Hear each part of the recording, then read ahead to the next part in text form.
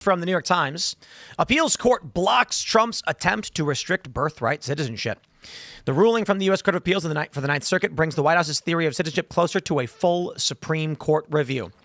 In the meantime, of course, Trump is being blocked. And you know what I was thinking? We have another story here. J.D. Vance pushes for automation of agricultural industry. No amnesty for illegal immigrant farm workers. I'm going to put on my conspiracy cap for a second. If you knew the history of, say, like the Luddites, how automation took their jobs away, this was largely what they opposed, was the automation taking away their work and leaving them destitute, you would plan for AI and automation. What's a clever way to deal with it? Mass migration. Create the problem. The people react to it, and then you offer them the solution. You know what we're going to do? We're going to deport all of those people who took your jobs, and you know what we're going to get? We're going to replace them with robots. If you just said, we are going to fire our farm workers and replace them with robots, you'd have riots. Yes. But if you replace the workers slowly over time with illegal immigrants, piss off all the people, about the jobs being taken away. Correct. Then J.D. Vance says, we're going to get rid of them and replace them with robots. Now there's no one to protest. Correct. So maybe that was the play. I don't know. Conspiracy theory. Well, it's an interesting one, right? Because they're both bad, but to your point, the way it was sequenced out, right? You have Kilmar picking the strawberries, or more appropriately, the 10-year-old who's forced to pick Chelsea Handler's weed so she can smoke a blunt. Kilmar was picking the people. He was picking the people and transferring them in his trunk. Look, automation should not be opposed for automation's sake. The reason, though, we've automated car factories for the past 70, 80 years is that actually in some agricultural spaces, like strawberries, for example, it doesn't make sense to automate. These are delicate fruits that humans need to pick. You don't need migrants to do that. You don't need slaves to do that. You can pay Americans a dignified, living, fair market wage, and they'll gladly do that work, Tim. Yeah, I mean, I've heard that the part of the reason why they haven't automated strawberries is because the low pay workers are an option. They're cheaper. Yeah. So cheaper than the robots. Well, not only that, but they haven't made the robots, because they have robots that can do sorts of things. Agrobot, Octinian, and Harvest Crew pick strawberries. But it's cheaper to have slave labor. Well, it's cheaper to have slave labor. There's no question about that. The question is whether it makes sense for some places to make that large upfront capital investment for robotics versus even paying folks $20, $25 an hour. So it's not a clear-cut thing. Sure. Right? Some places have kiosks like McDonald's. Some places actually like In-N-Out Burger, you walk up and you order your burger and fries. So how far out do you think automated humanoid robots like Optimus, how long do you think until those could do the job that immigrant workers are doing now? So I spent a lot of time thinking about this because I run an investment firm, and Tesla's among our largest positions. So we have to think about and model out Optimus. So as we speak right now, Optimus is serving popcorn at the Tesla diner in LA. Yeah. Really? Yes. Serving popcorn totally autonomously. You go up to it, hands you the thing, puts it in there, hands it over. That's incredible. I don't believe it.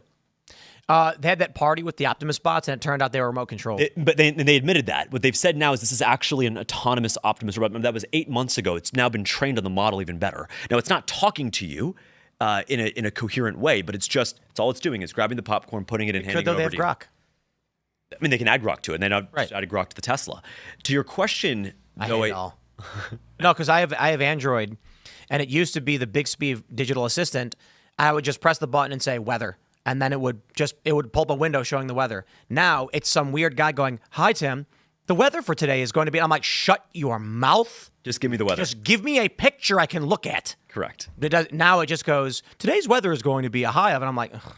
But it takes longer. That's why ChatGPT is really impressive. What they're building out at OpenAI is because they have what's called memory and they have context. So if you tell ChatGPT once, Tim, I only want you to give me the weather or show me an image, it will remember that across all your devices. Well, do you guys know who Gunther Eagleman is on X? Yeah. I do, yeah. Grok says that he killed a guy. Yeah, something like that. And Robbie Starbuck was defamed apparently by a chatbot, you know? Yeah, I think, who was it? Was it GPT? It was a Meta. Oh, it was Meta. He said that he stormed the Capitol. Yep. And so I saw this thread. Gunther Eagleman is like, "You were wrong. I did not kill anybody." And it was like, arguing with him. It was like, I don't know. It's like a police report saying you did. And then he posted a picture of the police report. It was a different guy with a similar name. Interesting. And then Grok was like, "I hereby retract all statements. I was wrong." Oh, wow. And I thought, that's really interesting. Like, what? Why would it just assume whatever he sent was real? So I opened up the Grok app and then I typed it in, did Gunther Eagleman kill a guy? And it said, yes, he did.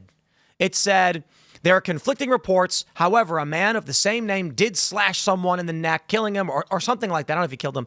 And it was like, though he has disputed this in the past. And I'm like, wait. You can't just say that about somebody. Yeah. Now, he's a public figure to a certain degree. I don't know what the law would be on that in that regard. But it is wild that two things in this. We know they lie about everybody, and we know that they hallucinate and make things up. But it was really rather shocking to me that on X, he posted an image of the police report, and it immediately rewrote its own memory and backtracked everything it was saying. And I'm like, so anybody can just make fake stuff and feed it into the AI? Yeah. There was an article written about me claiming that Timcast IRL makes $175 million a year because I was mocking Colbert and made a joke. A news article gets written about it, and now it's a fact. Yeah. The AI is going to ingest that news. And so then I went to, I think, like GPT, and I said, how much does Timcast IRL make? And it said, conflicting reports. One report suggests he makes $175 million per year, although that number seems, very high for a podcast. Typical ranges are estimated between, 5 and 8 million a year or something like that. And I'm like, no joke.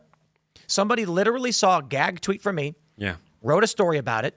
It got ingested by the training models because they're online.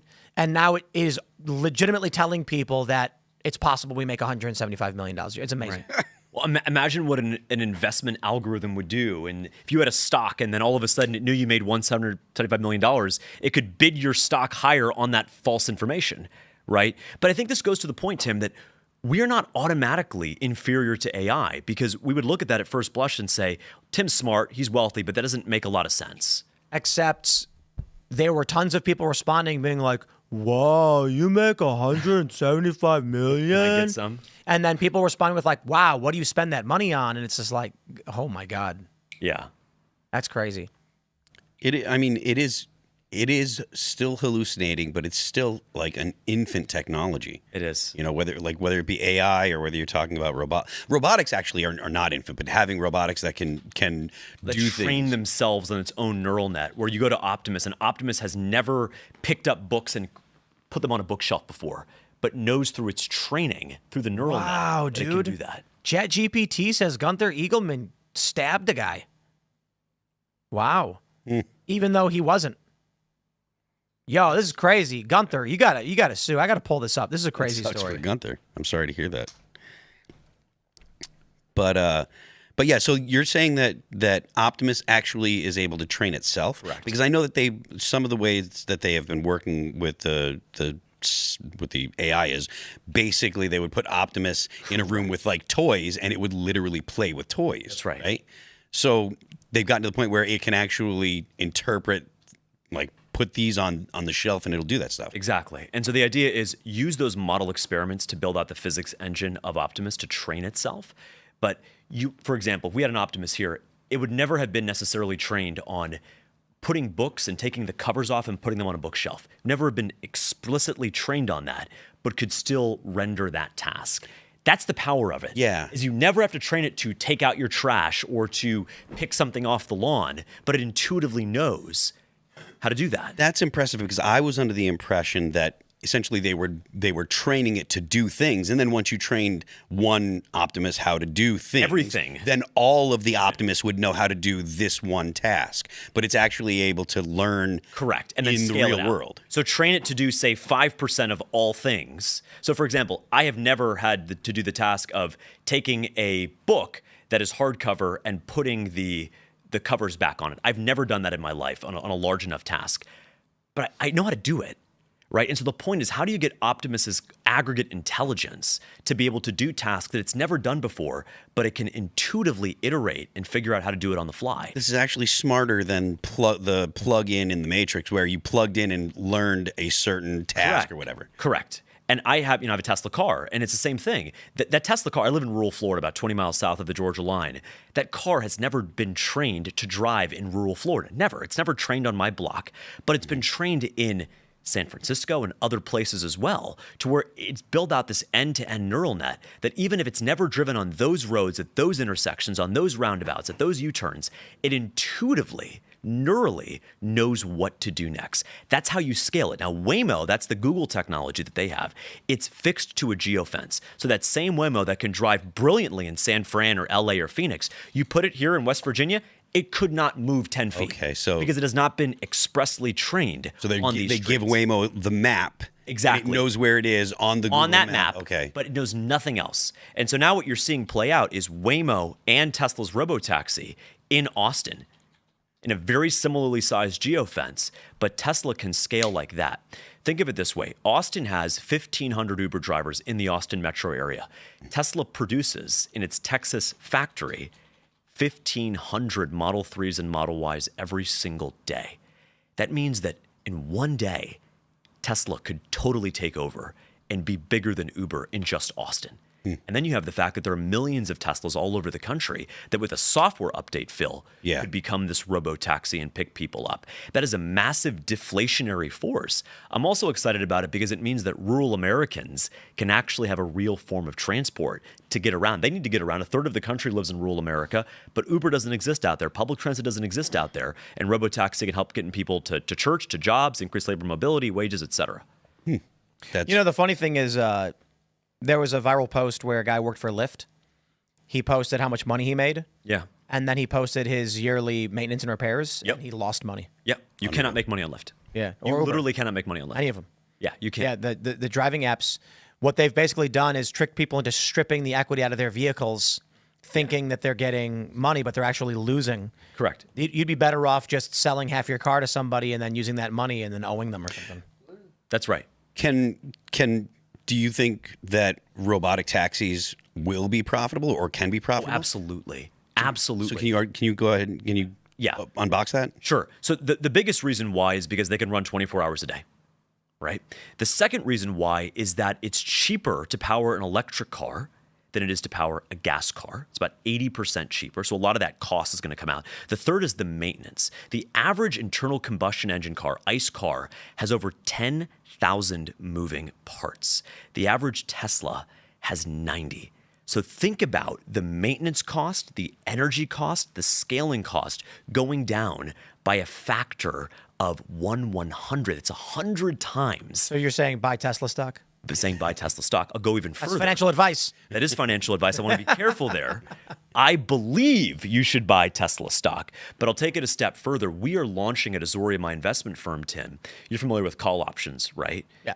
So we are launching a Tesla fund, the first of its kind ETF, that buys both Tesla stock and call options on Tesla stock. We think Tesla's going to $1,800 a share. It's $330 right now. It's going to $1,800 by 2030. Can you explain long, short call? Yeah, what's that ETF called again? People don't understand. It's called TSLV. It's coming out in 2 weeks.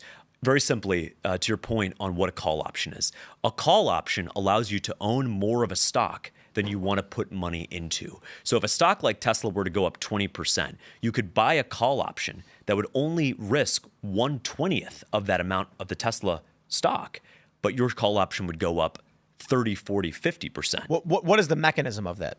It's an option. So it's a listed option where you're essentially going to another person saying, I want to pay you X amount of money to be able to buy Tesla above a certain price. You will sell me that because you're short because you think Tesla's going to go down. There's a lot of people who think Tesla's going to go down, a lot of short sellers. That allows you to get leverage on the Tesla stock. And so what you've seen, and Kathy Wood, I met with her about this recently. She's the big investor who's been long Tesla for a decade now.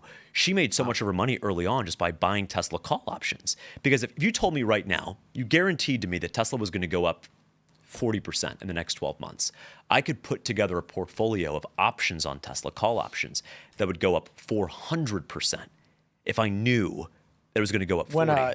When Elon started flirting with buying Twitter, the stock plummeted. Yeah. And I'm reading the news, and we always talk about this on the show that we read the news the moment it happens. Yeah. And then the stock is actually behind because most people don't learn as quickly as we do because we're on the forefront. So when the Tesla thing happened, I thought to myself, how insane that Tesla stock would go down because people are political about Elon. Yeah. So I bought a bunch and doubled my money. Nice. That was very smart.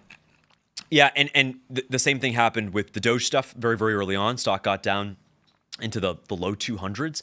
The thinking was that he was going to somehow hurt his brand. Now, that's the case, Mary, if you believe that the company actually sells EVs as a business, that their job is to sell cars. Their job is to sell their AI, is to license out their AI, to build out the Optimus program.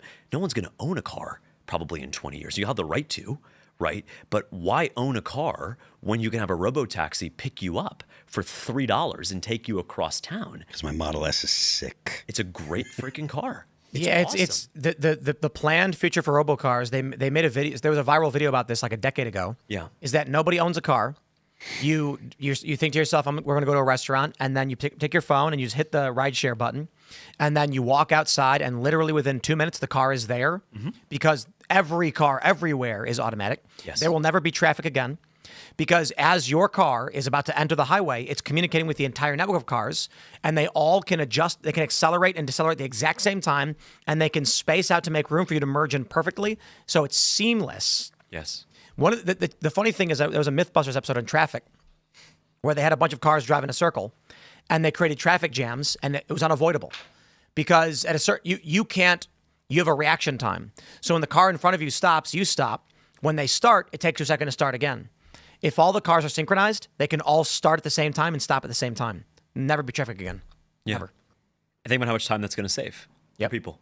Right? This sounds deeply unappealing, though, because it means that people are going to have less self-determination if their ability to get transportation is controlled by a corporation. You mean when you say a naughty word and they ban you from driving? Yeah, or who knows what else? It's not debanking, it's de-driving. Yep. Yes, yeah. So you're right, Mary. I mean, there's reason to be concerned about it. I think as long as you willingly partake in the system. Now, you should still be able to have the right to drive, of course. No one should be subjected to this Klaus Schwab, the year is 2030, you own nothing and you're very happy, right? But if you go out of your way, and like tell you, my grandmother, she passed in September. She didn't have a means to transport herself for the last 10 years of her life. She would have killed to be able to have a car pick her up and take her out. And I think a lot of people are like that as well, who want to have a better job, who want to earn a better wage, but don't have a means to get across town or even the next county over, Serge, and say, look, I want to be able to do that. And for $2, $3, I can do that on the Tesla Robotaxi network. Now, there's going to be competition. It won't just be one company. Google will be in it, Tesla will be in it, and others. But that's a really exciting future for a lot of people, I think, Phil. I'm not particularly put off by AI or robotics or anything like that. I think that it's extremely exciting, and I think that it's gonna be obviously disruptive. Yeah. But I don't have like a doom and gloom outlook on it. I think that there will be benefits that significantly outweigh the cost and the negative factors. So. Thanks for checking out this clip from Timcast IRL. Make sure to watch the show live Monday through Friday at 8 p.m. Subscribe to this channel, and we will see you all there.